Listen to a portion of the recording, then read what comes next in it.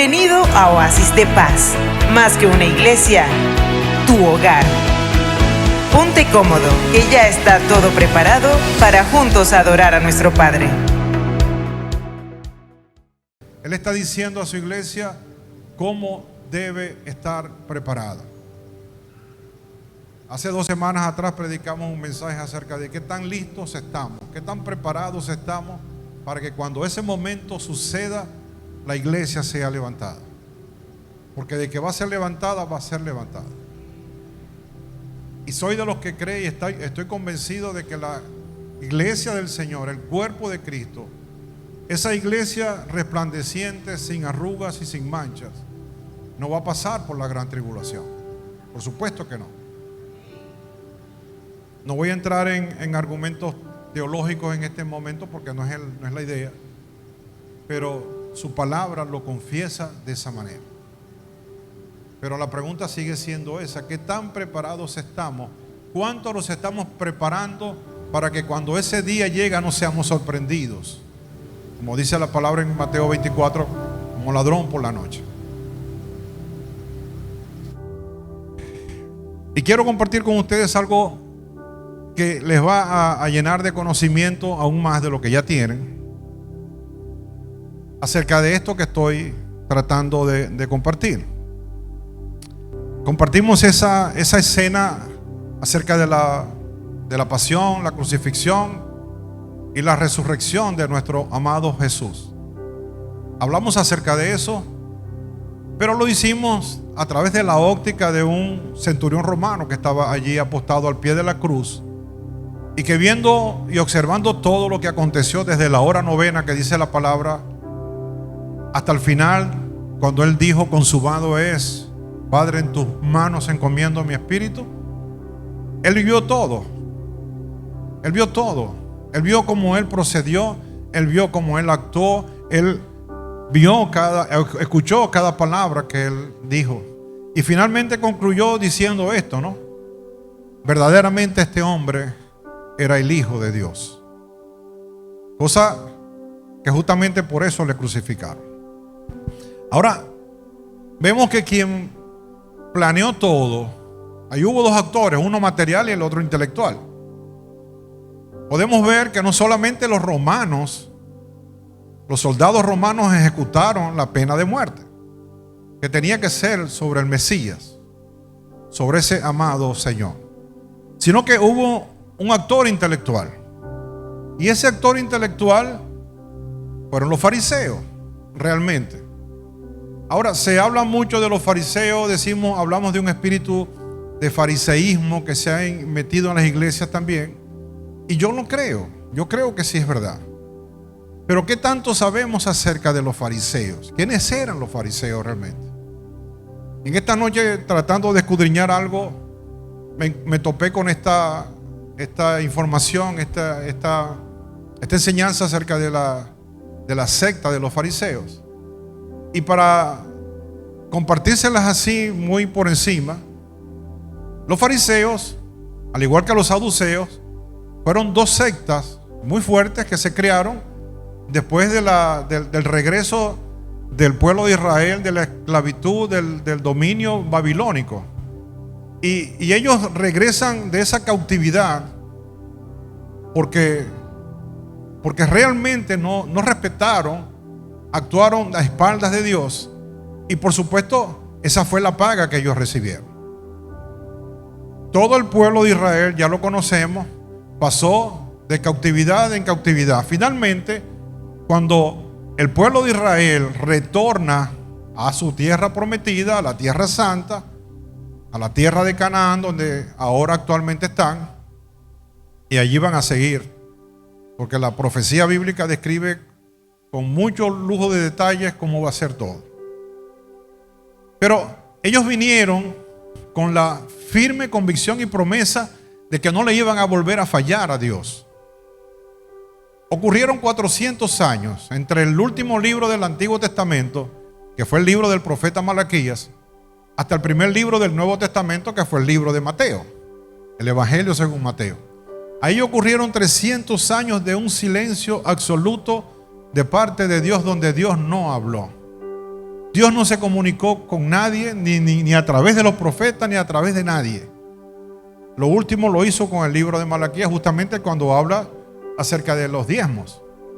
Traer los diezmos al alfolí y probadme ahora en esto, si no abriré las ventanas de los cielos y derramaré bendiciones hasta que sobreabunde. Esa fue una exhortación que Dios le dio a través del profeta Malaquías al pueblo de Dios.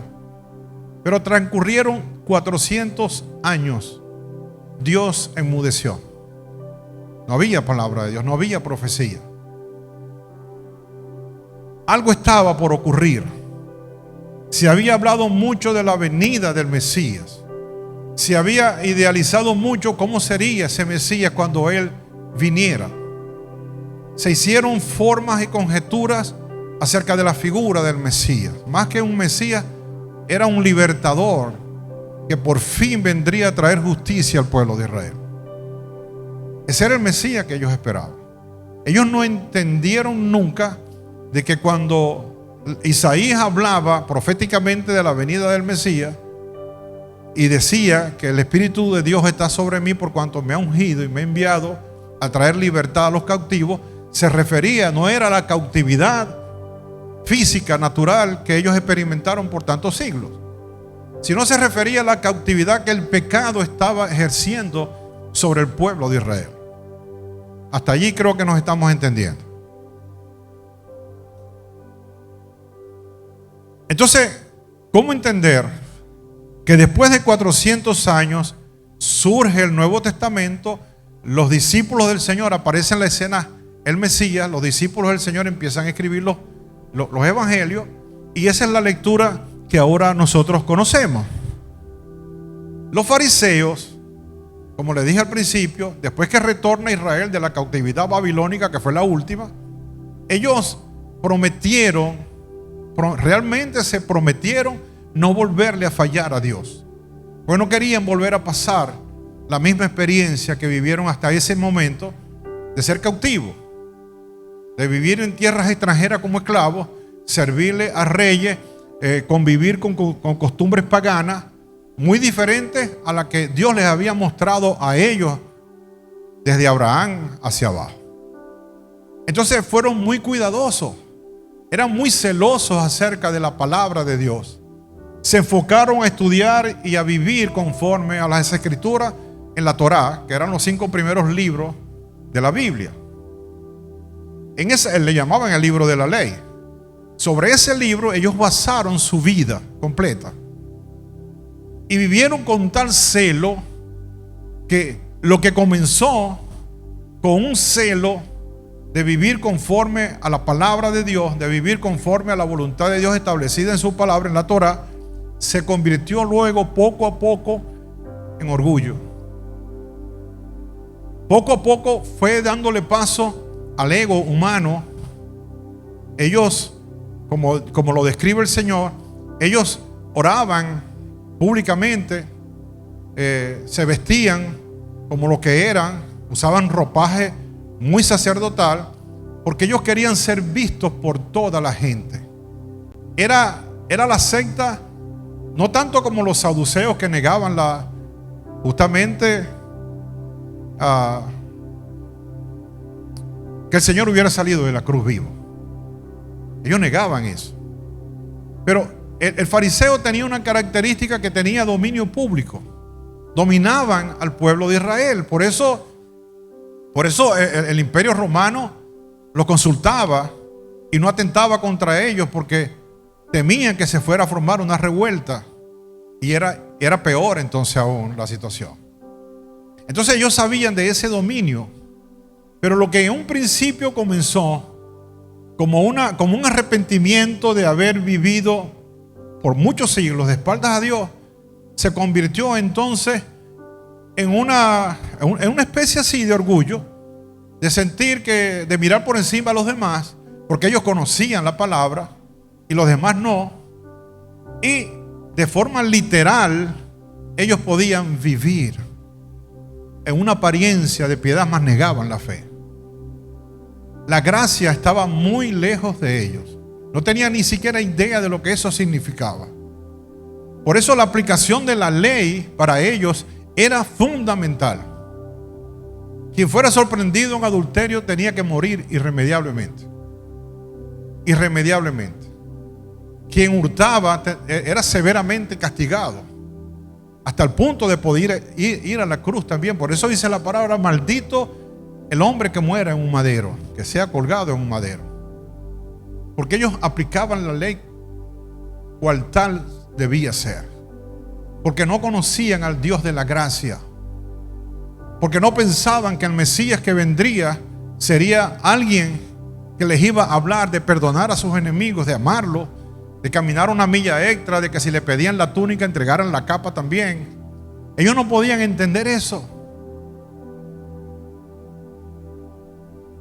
Hay una historia, hay una escena que está en la palabra del Señor, que la quiero compartir con ustedes, que está en no la voy a leer toda porque es un poco larga, pero está en el Evangelio según Lucas, en el capítulo 7, en el verso 36, porque esta escena narra o muestra un poco acerca de lo que realmente somos como iglesia. Repito, yo como pastor tengo la firme convicción y responsabilidad ante Dios de alertar a la iglesia acerca de los espíritus que se están infiltrando en las iglesias. Y oro y ruego al Señor que eso no ocurra aquí en Oasis de Paz. Esta es una historia, esta es una escena que está en el capítulo 7 del Evangelio según Lucas, del verso 36 en adelante, donde nos narra esta historia que Jesús fue invitado por un fariseo, Simón el fariseo.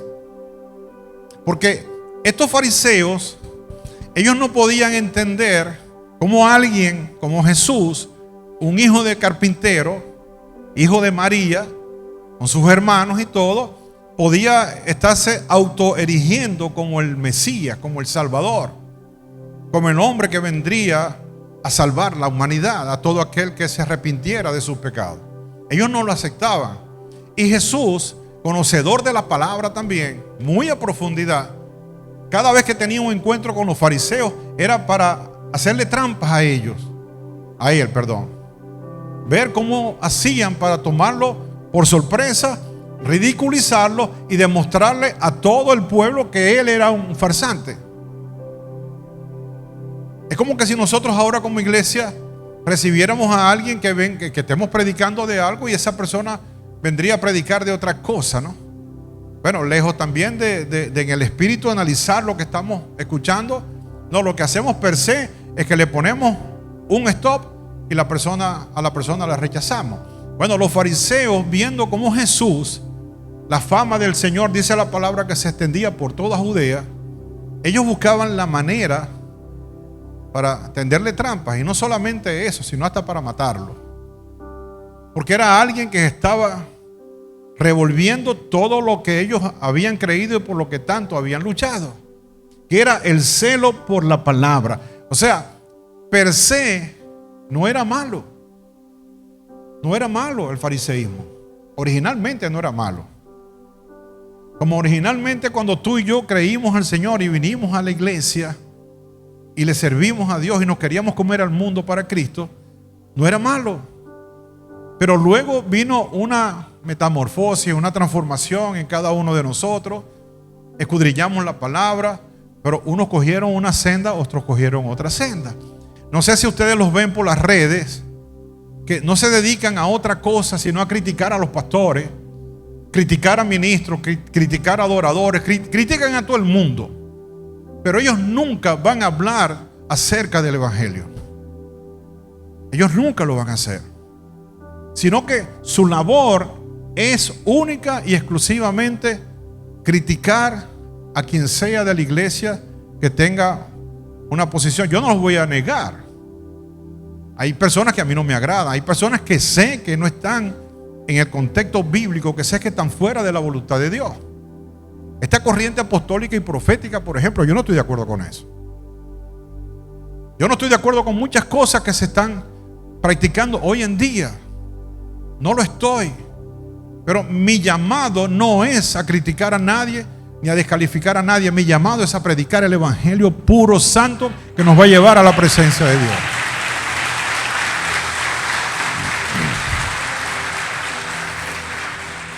En esta ocasión, Jesús fue invitado, pero no porque era una invitación de cortesía. Yo siempre me pregunté eso, ¿por qué un fariseo, un principal fariseo de la sinagoga? Los saduceos controlaban el templo, pero ellos controlaban la sinagoga. Invitaba a Jesús a su casa. Si eran opuestos, eran contrarios. Y estando en esa reunión, en esa región de Oriente, se acostumbraba a que cuando había una invitación, una cena o lo que sea, las puertas permanecían abiertas y cualquiera de la calle podía entrar. Era permitido hacer eso. No había ningún problema con eso. Pero estando en esta situación, dice la palabra en el verso 37, que cuando cierta mujer de mala vida, la versión Reina Valera dice pecadora, que tenía fama de pecadora, que vivía en la ciudad, se enteró de que Jesús estaba comiendo allí. Llevó un hermoso frasco de alabastro lleno de un costoso perfume y llorando se arrodilló detrás de él a sus pies. Sus lágrimas cayeron sobre los pies de Jesús y ella los secó con sus cabellos. No cesaba de besar los pies y les ponía perfume. Porque esa es la actitud de alguien que está agradecido. Esa es la actitud de alguien arrepentido de su vida pasada, de sus pecados. No sé cuánto de los que estamos aquí todavía sentimos que no somos, que no calificamos para ser salvos. Yo no sé cuántos de los que estamos aquí podemos decir y creer ciertamente que no merecíamos tal cosa, no merecíamos la muerte del Señor en la cruz. No merecíamos la salvación. De hecho, ni la merecíamos ni la vamos a merecer tampoco. Solo es su gracia la que nos permite un día ser levantado y ser parte de esa iglesia que se le ha permitido vestirse de lino fino, limpio y resplandeciente. A esta mujer no le importó. Yo me imagino que esta mujer se abrió paso entre las murmuraciones, entre los señalamientos, sobre todo de los hombres, porque se especula que pudiera haber sido prostituta. No lo dice el texto bíblico, pero se especula, porque cuando se decía que tenía fama de pecadora, no era porque era chimbonza, ni brollera, ni nada de eso. Lo más probable era que fuera una ramera, como dice la Biblia. Y a esa mujer no le importó. Me imagino que la casa del Simón el fariseo no era cualquier casa tampoco. Debió ser una casa muy adornada, muy de muebles costosos, de pisos de mármol. En fin, no era para ella. Ella no estaba acostumbrada a entrar en casas así. Sus lugares eran lugares lúgubres, muy apagados. Era una persona que tenía que vender su cuerpo en un acto sexual para sobrevivir. Quizás desde niña esa mujer fue abusada, no conoció a su padre, tuvo que abrirse paso en la vida desde muy temprana edad y en ella entró lo que conocíamos y compartíamos con un espíritu de orfandad. Pero una vez que esa mujer, viviendo la vida que vivió, donde ella pensaba que no había esperanza para ella, donde ella pensaba que siempre cuando se marchitara su juventud ya iba a dejar de ser atractiva para los hombres y ya lo que era el medio de sustento de ella ya no iba a ser más. Quizás no tuvo padre, no tuvo madre, ya no tenía más nadie. Y sentía ella misma, autoevaluándose ella, que ella no era nadie, no servía para nada. Nadie decía algo bonito de ella. Nadie podía pensar de ella como un ser de la sociedad.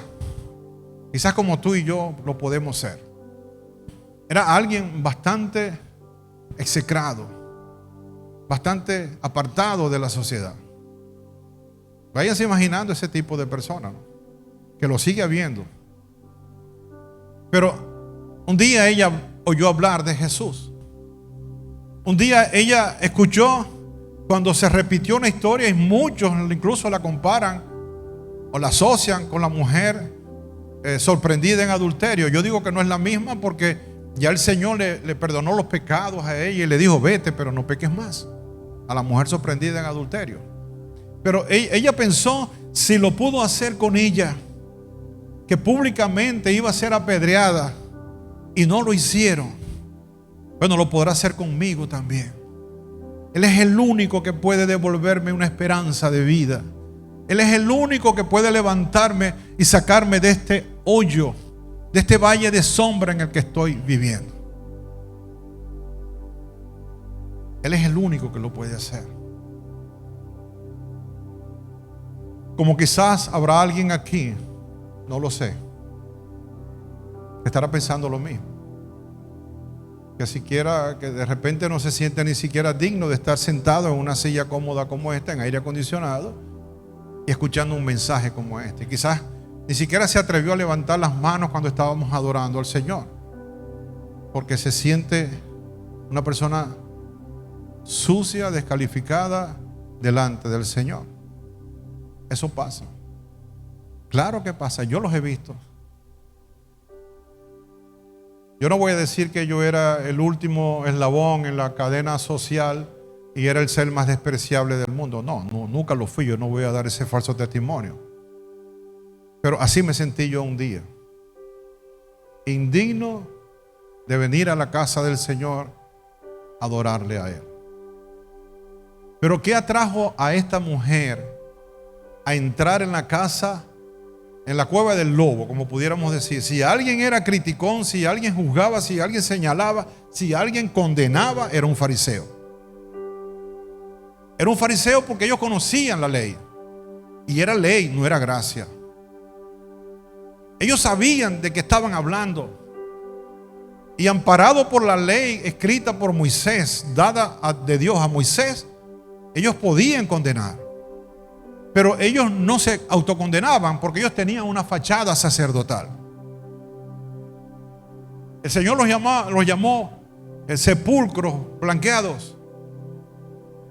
Alguien que por fuera estaba limpio, puro, blanco, pero por dentro lo que había era podredumbre. Era una fachada. Por eso es que el Señor, cuando le llevaron a la mujer sorprendida en adulterio y le dijeron: la ley dice que hay que matarla, que hay que apedrearla. Y cuando el Señor les dice: bueno, quien de ustedes esté libre de pecado, quien nunca haya estado con ella, lance la primera piedra. Nadie lo pudo hacer. Por lo menos ahí fueron sinceros los fariseos. Nadie lo pudo hacer.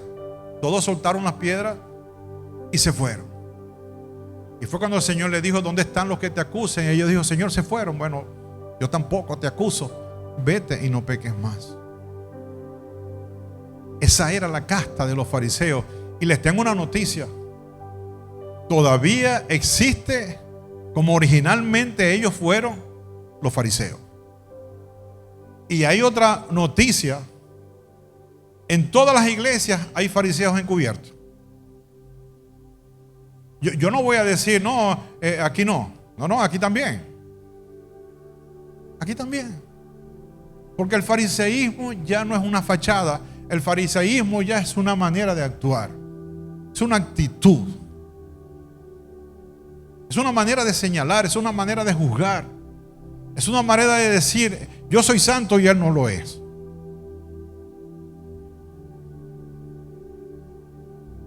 No me extrañaría si nomás que quedara una sola persona aquí que me esté escuchando.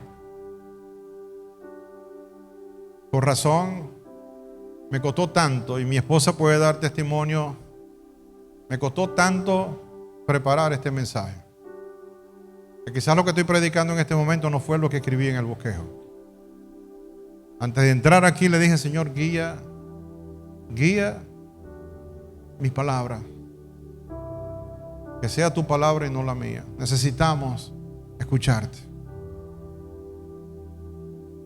Nadie que tenga todos los doctorados profundos en teología del mundo podrá decir que lo que estoy hablando no es palabra de Dios.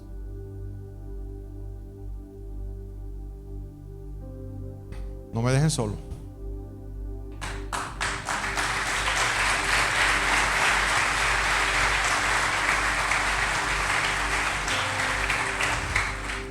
Esta mujer, dice la palabra en el verso 38, llorando, se arrodilló detrás de él a sus pies. Sus lágrimas cayeron sobre los pies de Jesús y ella los secó con sus cabellos. No cesaba de besarle los pies y le ponía perfume. Cuando el fariseo que lo había invitado vio esto, dijo para sí, cosa que el Señor ya sabía lo que estaba pensando: si este hombre, hablando de Jesús, fuera profeta, sabría qué tipo de mujer lo está tocando. ¿Qué tipo de mujer? Es una pecadora. Es una pecadora, una indigna, un ser humano aborrecible, porque él sí lo era. ¿Conocerán a alguien así? Pregunto, ¿conocen a alguien así?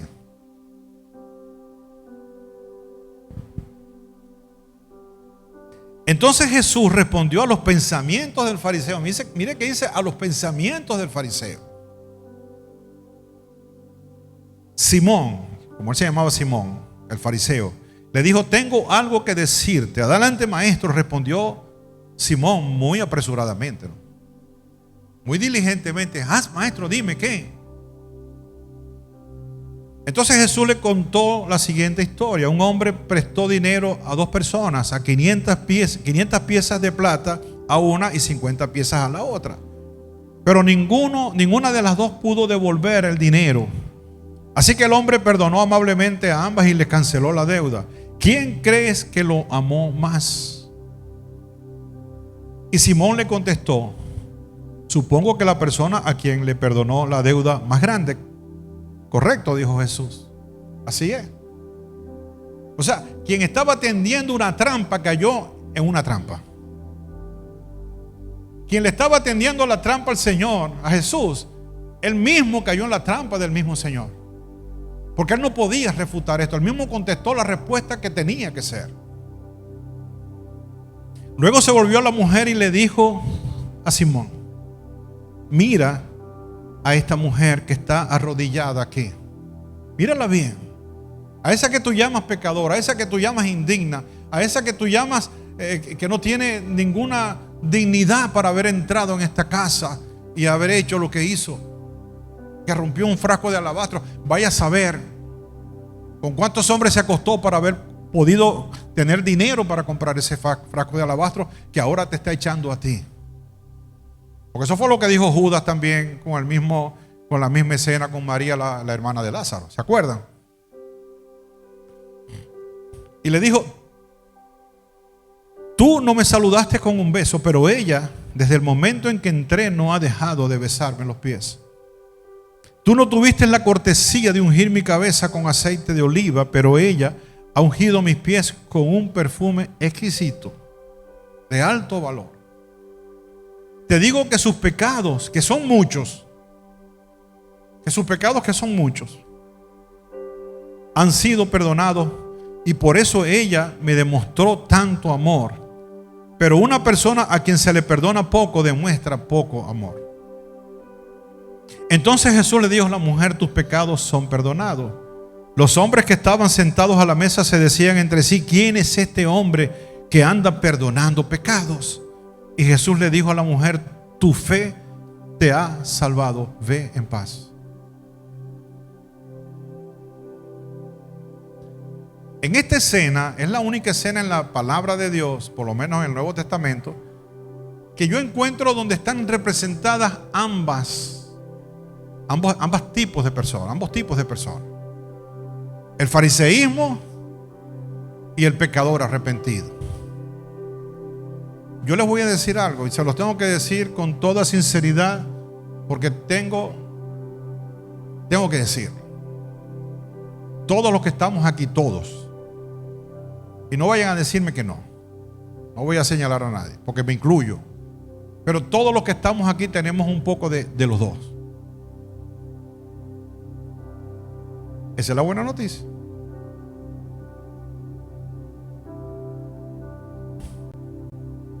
¿Alguna vez hemos criticado?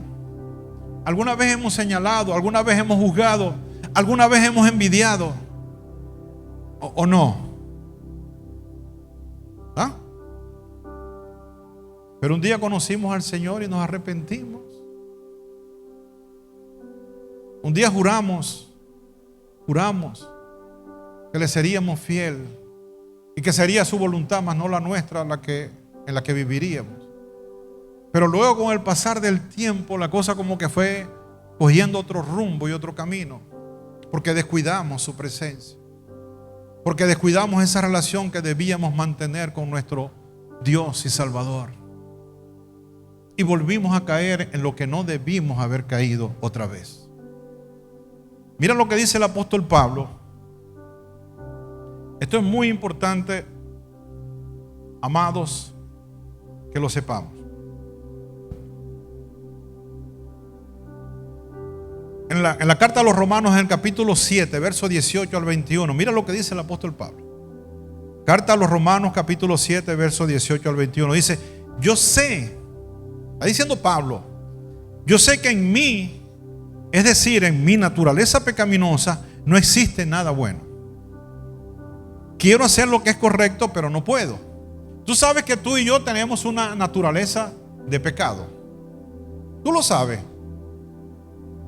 Por eso es que luchamos tanto, por eso es que tenemos tantos problemas, por eso es que no somos perfectos hasta que estemos delante de su presencia.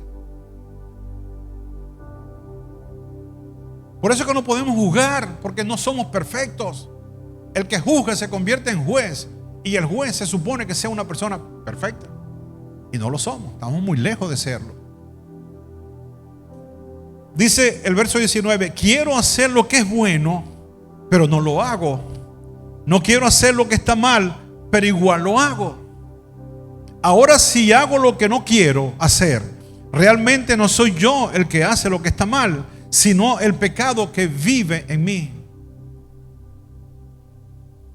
Tú lo tienes y yo lo tengo, y luchamos contra eso. Pero ¿cómo nos podemos levantar y tener dominio, control, como le decía Pablo a Timoteo?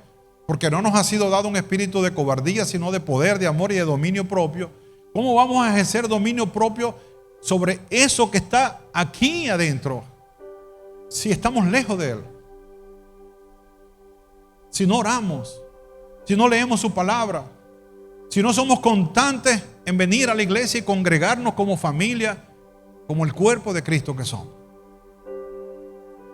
Entre más nos alejamos de Cristo, nos acercamos al pecado. Y aflora otra vez lo que tenemos, ese Hulk que habita en cada uno de nosotros.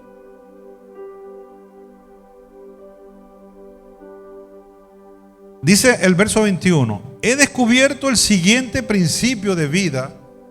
Pablo se jactaba y dice: he descubierto un principio, que cuando quiero hacer lo que es correcto, no puedo evitar hacer lo que está mal. No puedo evitar hacer lo que está mal. Eso está hablando Pablo desde el punto de vista humano. Si alguien fue fariseo practicante de casta fariseica, fue el apóstol Pablo cuando era Saulo de Tarso. Él decía de sí mismo: yo soy fariseo de fariseos, perseguidor de la iglesia de Cristo, asesino de la iglesia de Cristo. Él sabía de lo que estaba hablando. Terminó ser el escritor mayor que ha tenido todas las palabras de Dios. El gran apóstol Pablo estaba diciendo: yo humanamente no puedo controlarme.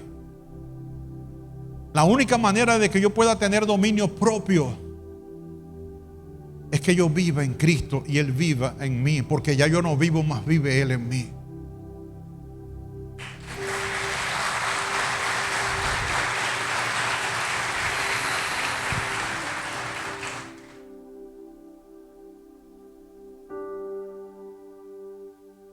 Amada iglesia,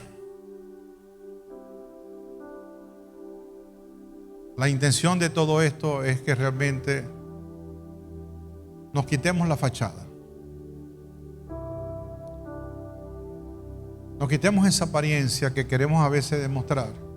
Cuando el Señor hablaba acerca de los fariseos, que ellos oraban en las calles, públicamente, el Señor dijo algo que ahora lo entiendo.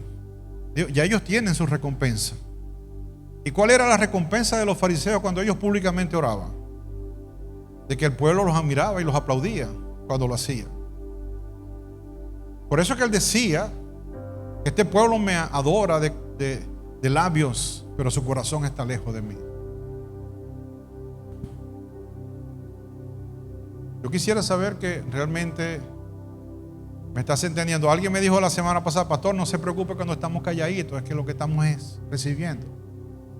No, quiero creer que eso es verdad.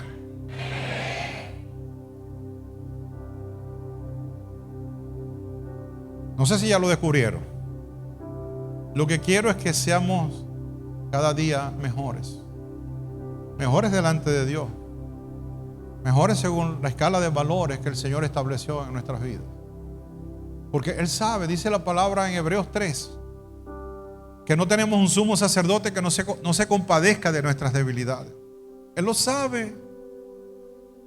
A Jesús no le vas a venir con cuentos, no le vas a venir con fachada, no le vas a venir con cosas que no son realmente. No tienes que fingir nada delante de Él, porque ya lo sabe. Es más, te comprende, entiende por lo que estás pasando. Porque dice la palabra que Él pasó por lo mismo y fue tentado en todo, pero en Él no hubo pecado. Por eso es que dice: ahora entremos confiadamente al trono de la gracia.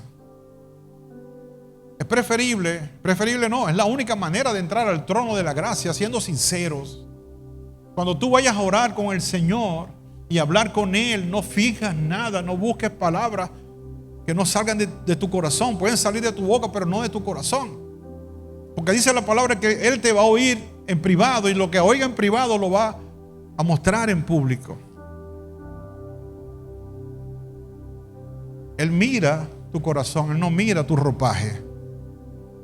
Él no mira si hay algo de fariseísmo en ti, porque a Él no lo vas a impresionar, a Él no lo vas a engañar. No hay manera posible de engañar a Dios, por más que nos propongamos hacerlo.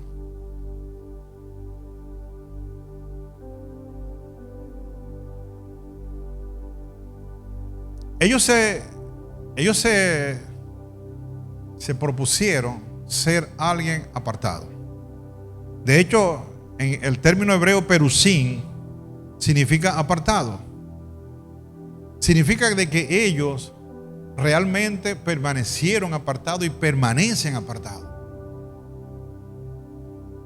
¿Cómo entender que ellos le pagaron a Judas para que Judas traicionara al Señor? ¿Cómo entender eso? A alguien que se decía celoso de la palabra de Dios. A alguien que decía: ya yo no le voy a fallar más a Dios. ¿Cómo entender eso?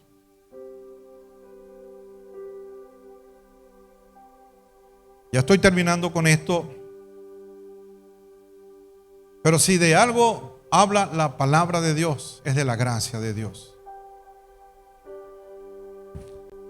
Yo no sé cuántos se han tomado el tiempo para analizar lo que es el término gracia. Gracia es más profundo de que del concepto superficial que dice es el regalo inmerecido. No, gracia es algo mucho más profundo que eso.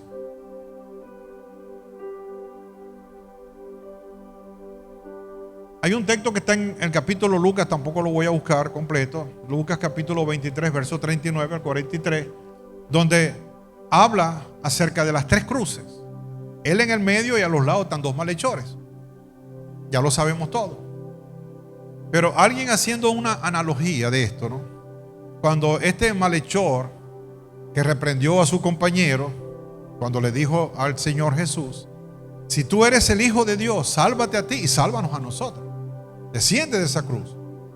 Y él le reprendió, le dijo: ¿es que acaso no tienes temor ni en esto que estamos pasando ante Dios? Y se volteó y le dijo al Señor: Señor, acuérdate de mí cuando vengas en tu reino. Y las palabras del Señor fueron: de cierto te digo que hoy estarás conmigo en el paraíso.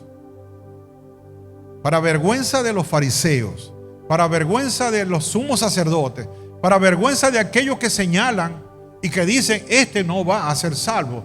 Te digo una cosa: van a haber sorpresas. Cuando estemos allá, vamos a ver gente que no creíamos que iban a estar. Y no va a haber gente que sí creíamos que iban a estar, porque los juzgamos y los medimos por nuestra escala de valores, no porque Dios los ve. Para vergüenza de toda esa gente, el primer salvo, el fresquecito, el que cogió la salvación de primerito, recién en la cruz, acabadito de hacer, un malandro. Y alguien haciendo una analogía de esto, le preguntó cuando llegó al cielo, y alguien le preguntó, ¿y tú qué haces aquí? Digo, yo no sé. Pero ¿por qué estás aquí? ¿De qué denominación tú eres? ¿Eres pentecostal? ¿Eres bautista? ¿Cuadrangular? ¿Te congregabas en Oasis de Paz? Le digo, no sé de qué me estás hablando. ¿Pero quién te predicó? ¿Cuándo fuiste bautizado? ¿Dónde están los títulos teológicos que tú tienes? Te digo que no sé de qué me estás hablando. Yo lo único que sé es que el hombre que estaba en la cruz en el medio me dijo, hoy estarías conmigo en el paraíso.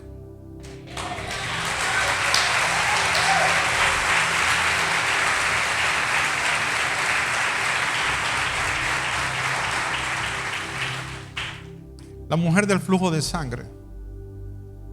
Una mujer que por la misma ley farisaica era una mujer excluida de toda sociedad, que todavía se mantiene en algunas sociedades orientales. Era una mujer que por 12 años había padecido de esa horrible enfermedad que el Señor la llamó azote, por cierto. Dice la palabra que gastó todo su dinero en médicos y en medicina y le iba peor aún. Y era una mujer que no se podía acercar a ningún hombre. Era una mujer que tenía que gritar impura cuando caminaba por la calle. Era una mujer que ni siquiera podía vivir con sus padres y su familia porque ellos la echaron a la calle. Era una mujer que para poderse lavar y asear un poco tenía que ir a la orilla del mar y allí hacerlo escondida porque tampoco la podían ver. Era casi que como una cucaracha para ese tiempo. Esa mujer, pero oyó hablar del Maestro, oyó hablar de Jesús, oyó hablar de ese Dios, de ese Mesías, que en vez de hablar de venganza, hablaba de gracia, hablaba de amor. Y ella dijo, si tocar el borde, aunque fuera el borde del manto del Maestro, yo estoy segura que voy a ser sana. Y ya todos conocemos la historia. Ella se arrastró como una serpiente en medio de la multitud porque el Señor iba camino de la casa de Jairo a levantar a la hija de Jairo porque dormía según él. Y tocó el talib, que era como una bellotica que colgaba de ese manto que él cargaba. Y el Señor dijo, ¿quién me ha tocado? Los discípulos le preguntaron, ya lo saben, y dijeron, es que alguien me tocó con fe porque de mí salió poder. Y la mujer fue sana. Fue sana a partir de ese momento. Ya no era la mujer execrada, ya no era la mujer cucaracha, ya era la mujer que se podía regresar a su casa. Cuando tocó la puerta y sus padres le abrieron la puerta de su casa para que entrara, le dijeron, ¿y tú qué haces aquí? Ella le dijo, ya soy limpia, ya no tengo nada de lo que ustedes se avergüenzan de mí, porque Él me limpió. No lo merecía, pero Él me limpió.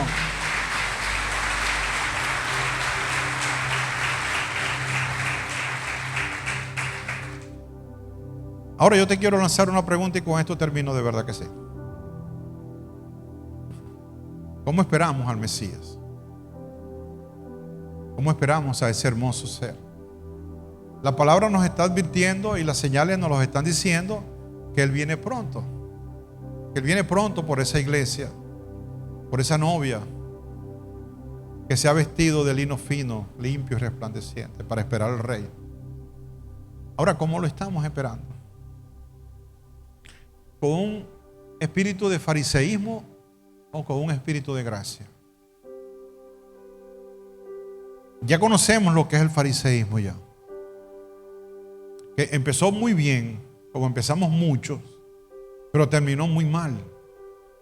como terminamos mucho. Lo estamos esperando, como dice Primera de Tesalonicenses 4, 15 y 17, que dice que el Señor mismo, con voz de arcángel, con voz de trompeta, descenderá del cielo. Los muertos en Cristo resucitarán primero, y aquellos que hemos quedado vivos seremos arrebatados para encontrarnos con Él en las nubes. ¿Lo esperamos así? ¿O lo esperamos como lo esperaban los fariseos? Estaban tan cegados los fariseos, que dice el libro del Evangelio según Juan, que a los suyos vino, pero los suyos no le recibieron. A los suyos vino, pero los suyos no le recibieron.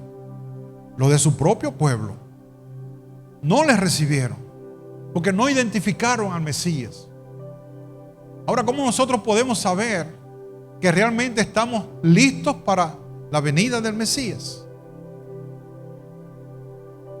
Mateo 25, del 34 al 45, lo pueden leer en sus casas. Mateo 25, del 34 al 35, lo narra y dice aquella hermosísima palabra, que ese día el Señor pondrá a las izquierdas a los cabritos, pero pondrá a la derecha a las ovejitas de Él. ¿Cuántos de los que están aquí son ovejas del Señor? Y les dirá: bienvenidos a casa,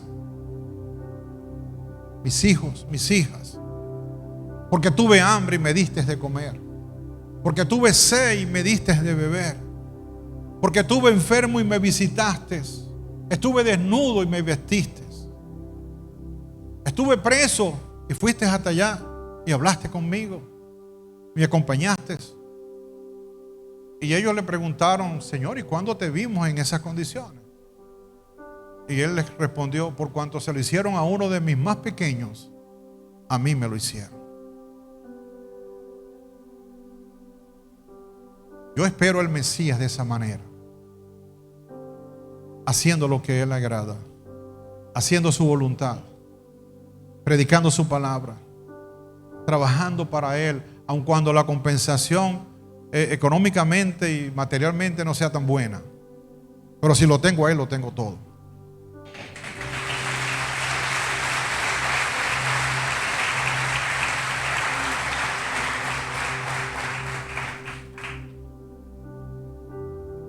Voy a pedir a esos talentosos músicos que adoran al Señor con sus manos y con sus gargantas, que estén pasando. Pero hazte esta pregunta: de la manera en que estoy viviendo, ¿es la manera correcta de esperar la venida del Mesías? En la parábola esa del juez injusto y la viuda que no le hacía justicia, el Señor pregunta: ¿hallará fe en la tierra el Señor cuando Él venga? Porque es una cuestión de fe. ¿Qué estás haciendo? ¿Qué estás haciendo? No porque te vas a ganar por lo que hagas, que Él te lleve a su presencia. No, nada de eso. No te mereces, ni yo merezco nada de eso. No por lo que hagas, porque Efesios 2 dice que no somos salvos por obra, sino por gracia, para que nadie se gloríe. Eso lo dice la palabra. Pero en agradecimiento, mira, cuando uno vive así, de esa manera, se convierte en un ser agradecido. Y no hay ser sobre la faz de la tierra más próspero, más feliz que un corazón agradecido con Dios. No lo hay.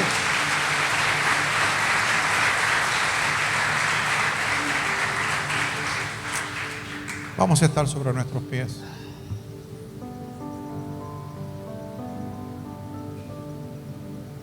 Mi intención en esta mañana, amada iglesia, era compartirte lo que Dios me dijo que te dijera.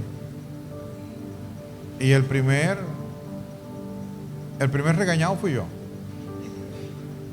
Créanme. Entiendo muchas cosas que debo corregir. Entiendo muchas cosas que no debo hacer. Pero entiendo muchas cosas que sí debo hacer. Porque mi anhelo como pastor es que ese día yo pueda mirar entre las multitudes que dice la palabra en el libro de Apocalipsis que van a ver allá y ver tu cara, ver el rostro de mis hijos, ver el rostro de mis nietos, de mis padres que ya partieron con Él, de mis hermanos y hermanas. Pero qué grato es que ese día yo pueda saludarte allá en medio de la multitud que está adorando al Señor y que está cantando santo, santo, santo es el Señor. Habrá valido la pena, porque es lo eterno, esto es lo temporal. Inclina tu rostro.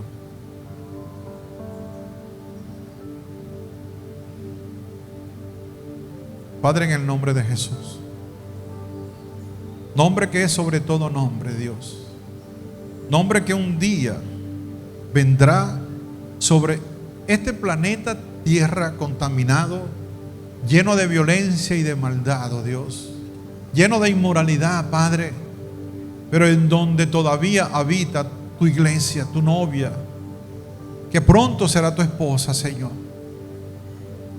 Padre, en ese nombre precioso que nos ha devuelto la esperanza, que nos ha devuelto las ganas de vivir, porque nos ha dado una esperanza y un futuro que no teníamos antes, Señor. En ese nombre venimos delante de ti para darte gracias, porque no merecíamos que nos escogieras, porque has llamado a muchos, pero pocos han atendido tu llamado, Dios, y quiero ser uno de esos pocos. Ese que en un principio te dijo que no iría, pero finalmente fui. Dios, solo queremos hacer tu voluntad. Ya no somos nosotros, ya no es nuestro ego, ya no son nuestros sueños y anhelos y proyectos. Ya lo único que reina en nuestra mente y en nuestro corazón es preparar el camino para que tú vengas, Señor. Servirte hasta ese día glorioso. Por eso, Padre, como te lo pedí esta madrugada, Señor, toca el corazón y la mente de aquellas personas que aún no tienen este disfrute de esta esperanza eterna. Tócalo, Señor. Levanta a esas personas, levanta a esos jóvenes, levanta a ese hombre y a esa mujer que arden deseos de ser tu hijo y tu hija, Dios, pero que no saben cómo hacerlo. Este es el momento, este es el día de gracia, este es el día de buena nueva, este es el día que tú has hecho para dar vida y vida en abundancia, Dios. Por eso, Padre, gracias. Gracias te damos, Señor. Pero yo no me quiero ir de este lugar sin darle la oportunidad a todo aquel que hoy no se quiera ir con las manos vacías a su casa, y mucho menos con el corazón, porque ese es el lugar que está reservado para la presencia del Señor. La palabra dice que somos morada suya, que somos templo del Espíritu Santo, que has tratado por todos los medios de que algo encaje en tu corazón y hasta ahora no lo has logrado. Nada ni nadie te ha producido la paz y la felicidad que solamente Él te puede dar. Hoy es el momento de que ese ser precioso que está tocando la puerta de tu vida, está llamando a la puerta de tu corazón, pueda entrar a Él. Y dice la palabra que Él cenará contigo y tú con Él. Es un momento de intimidad con Dios. Y es un Dios eterno, no es un Dios de momento, no es un Dios del día de Ramos, no es un Dios del día de resurrección, no es un Dios del miércoles de ceniza, no es un Dios de la Semana Santa, es un Dios permanentemente, 24/7.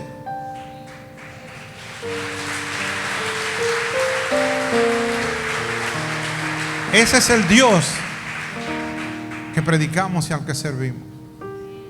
Si habrá alguien en este lugar que quiera recibir como regalo a ese Jesús del que predicamos, yo te voy a pedir que levantes tu mano. de verdad que habrá valido la pena todo el esfuerzo que hayamos podido haber hecho. Tu vida comenzará a ser un después. Tu antes quizás no fue muy bueno. No lo sé. Pero lo que sí te puedo asegurar, y sí lo sé, es que tu después será glorioso. Porque los tiempos que se avecinan para la humanidad no son nada buenos. Son tiempos de mucha confusión. Son tiempos de mucha inmoralidad. Son tiempos de mucha corrupción. Son tiempos de mucha contaminación, de muchas cosas malas que vienen para esta humanidad. Pero dice la palabra que Él no tarda su venida para que nadie se pierda, sino que todos procedan al arrepentimiento. Él está esperando por ti, pero ya esa espera tiene un tiempo de caducidad. Ya esa espera se va a vencer. Es la última oportunidad. Es el último llamado.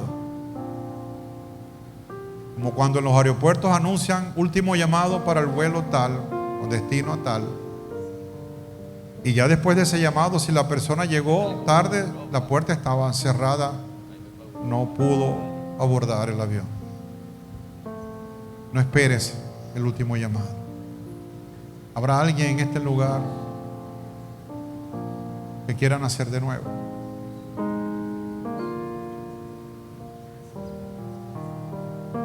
Esta mañana veía algo que decía, y de verdad que es cierto, ¿no?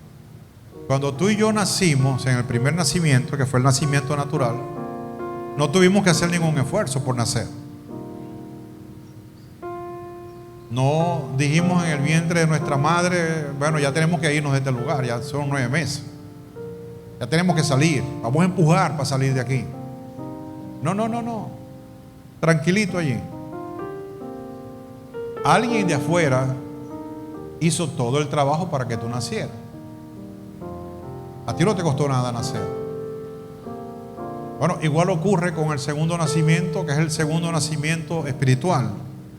En el primero recibiste un corazón 0 kilómetros para bombear sangre, para respirar. Todos tus órganos eran 0 kilómetros. Y viniste a un mundo contaminado con todo lo demás, pero viniste de 0 kilómetros. Pero ya en este nuevo nacimiento del que le habló el Señor a Nicodemo, es el nuevo nacimiento donde tu corazón va a ser nuevo también. Nuevecito. 0 contaminación. Un corazón nuevo. Un corazón de carne, no de piedra, como la humanidad, como la costumbre, como todo lo que hayamos vivido quizás nos puso. Y tampoco vas a tener que hacer ningún esfuerzo porque ya alguien hizo el trabajo por ti. Mira la cruz. Esa cruz dice que Él hizo el trabajo por ti y por mí. Solo nace, solo toma la decisión. Último llamado. ¿Habrá alguien en este lugar? Si no, asumo de que todos somos salvos. ¿Todos somos salvos? Pregunto. Parece que si eso es así, aquí estaría la mitad de la iglesia. Porque no todos dijeron amén.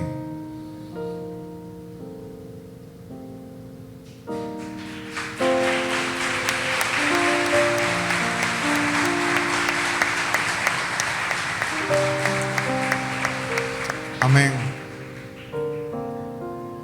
Ahora ganamos los hombres. Un hombre valiente, un hombre que decidió pasar de muerte a vida y vida en abundancia. Un hombre que le cree a Dios. Un hombre que está abriendo su corazón para que el Espíritu Santo more y habite en él. ¿Habrá alguien más? ¿Habrá alguien más en este lugar? Dice la palabra de Dios que cuando escuches su voz, no endurezcas tu corazón.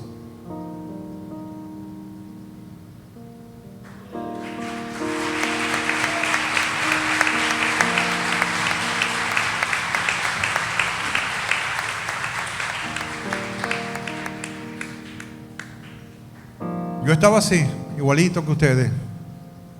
Necesito a Jesús, pero no me atrevo. Necesito cambiar mi vida, pero no sé cómo hacerlo. Nada, no tienes que hacer nada.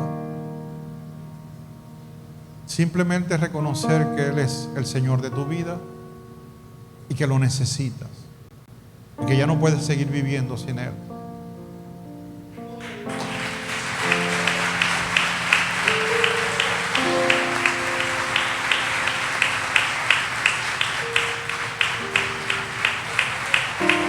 Gloria a Dios.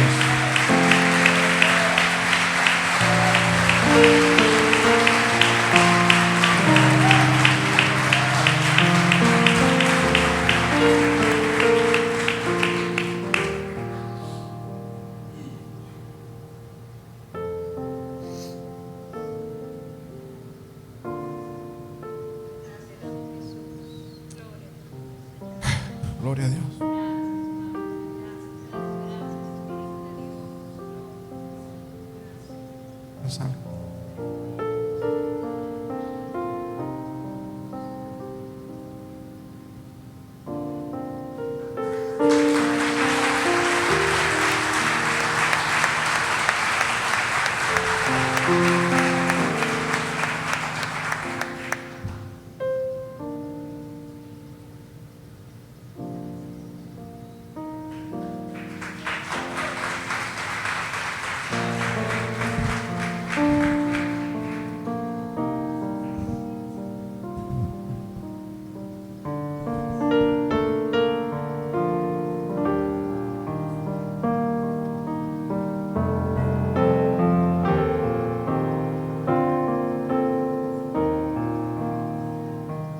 La iglesia ora, la iglesia intercede. Es el momento de orar.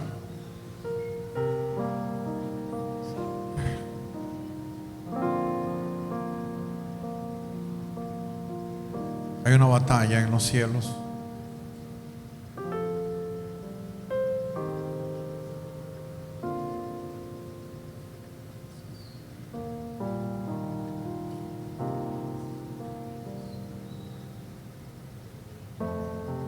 Ponga sus manos hacia ellos, amada iglesia. Ponga sus manos hacia ellos.